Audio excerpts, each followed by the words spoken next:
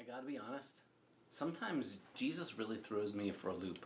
Just when you think you've got him figured out, Jesus has a way of overturning our expectations. Maybe I shouldn't be surprised by that anymore. But just when I think I've got at least something clear and solid about Jesus, he says something that surprises me, blows open my expectations, or confuses me, and then leads me in a new direction. Right? So, case in point. It would seem like it's obvious Jesus is in favor of love, right? That seems like almost the most basic thing you can say about Jesus. When he's asked what are the most important commandments, Jesus points to love, right? Love God, love neighbor. Jesus will even go further and say things like love strangers and even love your enemies. Okay, I got it, Jesus. I've been listening, paying attention. We're supposed to love one another. We're supposed to love all people, even people we don't like, even people we don't agree with. We're supposed to love God. All these things are solid. That's the one thing I can be certain about. I could stick that up on the wall as something I know for sure, right? And then Jesus goes and says something like this. These are words we're focused on this coming Sunday from Luke chapter 12. And he says this: I came to bring fire to the earth. How I wish it were already kindled. I have a baptism with which to be baptized, and with what stress I am under until it is completed. Do you think I have come to bring peace to the earth? No, I tell you, but rather division. From now on, 5 in one household will be divided, 3 against 2 and 2 against 3, so that they will be divided, father against son and son against father, mother against daughter and daughter against mother, mother-in-law against her daughter-in-law and daughter-in-law against mother-in-law. Wait a second, Jesus. Do you think I've come to bring peace to the earth? No, well, wait a second. I remember at Christmas time, right? The announcement of the angels is Jesus' birth means peace on earth, right? And here's now Jesus saying the one thing we thought was sure. Jesus has come for love. Jesus has come for us to have peace with God and with one another. And now he says, I've come to bring division to the earth. I've come to start a fire. What's going on here? All right. Let's give Jesus the benefit of the doubt, because this is the kind of thing that can easily go wrong. We can easily sort of turn this into Jesus takes my side against yours and he's my personal mascot, when that's not really fair either. Let's also give Jesus the benefit of the doubt, that he's not being inconsistent, that Jesus doesn't say love on some days and on other days decides you're supposed to hate your neighbor and kill each other.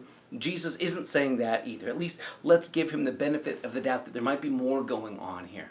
What I want to suggest is that maybe Jesus is constant and has clarity, but that he also knows that the things Jesus has come to do and to say are going to upset people, and that he's willing to own that rather than pretend that everybody's going to like what he's come for. Jesus seems to be absolutely clear from the beginning. He's come to embody and to enact and to announce the reign of God, what we sometimes call the kingdom of God. And Jesus is perfectly comfortable also laying out, here's what that looks like, right? From his opening sermon in his hometown. Jesus, quoting Isaiah, I've come to pronounce good news for the poor, relief and recovery for the blind, to let the oppressed go free, and to announce the year of God's favor. Jesus announces things like God's blessing on the poor and the nobodies and the brokenhearted and the forgotten.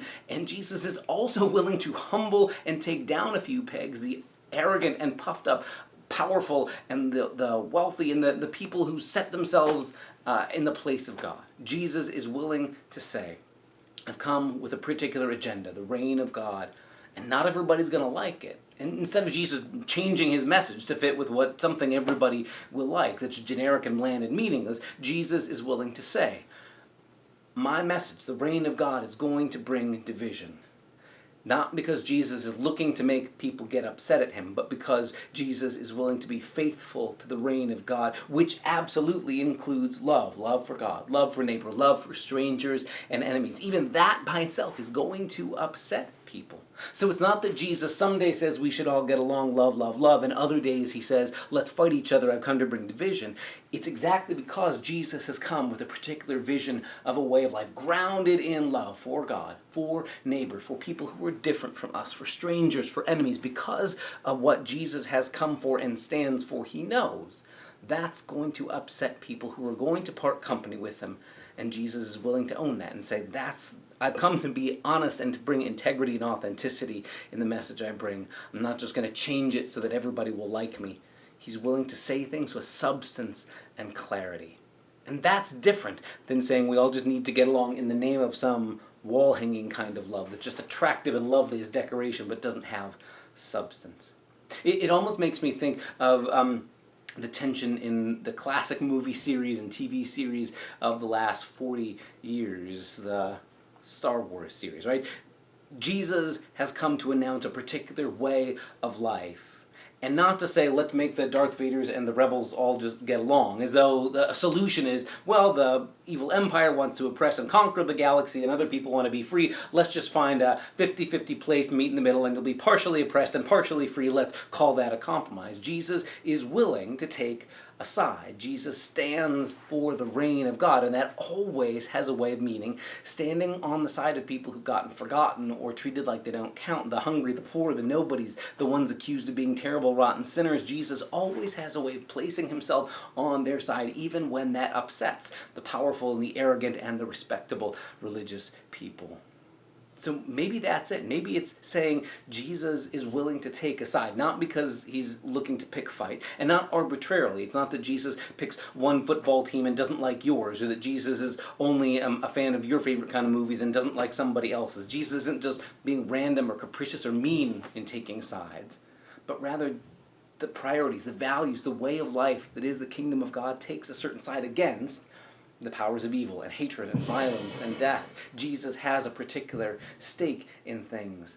And the vision that Jesus offers is one that brings transformation even to the ones who are on the side of evil. Right? I mean, that's that beautiful core tension at the end of the Star Wars movies is even the villain that everybody's been obsessing over for all these movies, this villainous figure, Darth Vader, finds himself transformed in the end, not by saying, let's have a compromise between a little bit of evil and a little bit of good, but he's willing to change sides in the end and be transformed and come to the good in the end.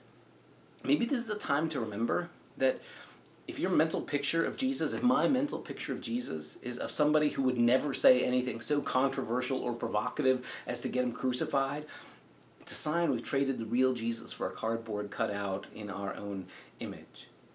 Jesus is well aware from basically the beginning of the Gospels that being who God has sent him to be is going to bring controversy, is going to upset even the respectable religious people and the powerful people in the empire and all those who work with the empire. Jesus is willing to stand against that. Jesus is willing to take a side in that way. And so when Jesus says, I've come to bring division, that's not because he delights in messing with people's families, but rather Jesus is clear about what he's come to be about.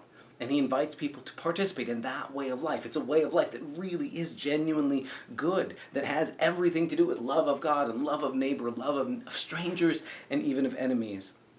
When some people turn their heels on that and say, I don't want to be a part of that, I'd rather court the ways of the empire, Jesus knows that's going to bring division. And rather than say, okay, what will bring you back? What message will make you come back to me? Jesus is willing to take the stand that he does. It's a hard place for us then, as Jesus followers, to live in that kind of tension, to have substance to the message that we bring, to say that Jesus isn't just so floppy or ambiguous that he can mean anything, but also not to become jerks about speaking the way of Jesus. Jesus is always about the vision of God's reign, where there is abundance for all, where there's goodness and love even shown to enemies. And yet that's going to make us holy troublemakers. It's going to make people call us rebel scum in a world that in so many ways has sold out to the empire. May we be people who are able to live in that tension. May we be people who are willing, like Jesus, to have substance to say in the world, and yet also to make sure we are always clear. It's about God's message of love for all and for God that grounds us and makes us different. If we're clear on that, if we're clear about being followers on Jesus' way, then it's going to be okay when some people are upset or angry or don't want to have anything to do with the way of Jesus. It doesn't mean we get to be jerks about it back, but it does mean we have clarity. As long as we're keeping grounded, centered in the way of Jesus, it's okay when not everybody wants to be a part of that movement. And we're going to continue on our way in the world, authentically holding to the reign of God we've seen in Jesus. And maybe, just maybe, transformation comes in time. Jesus has a way of surprising me.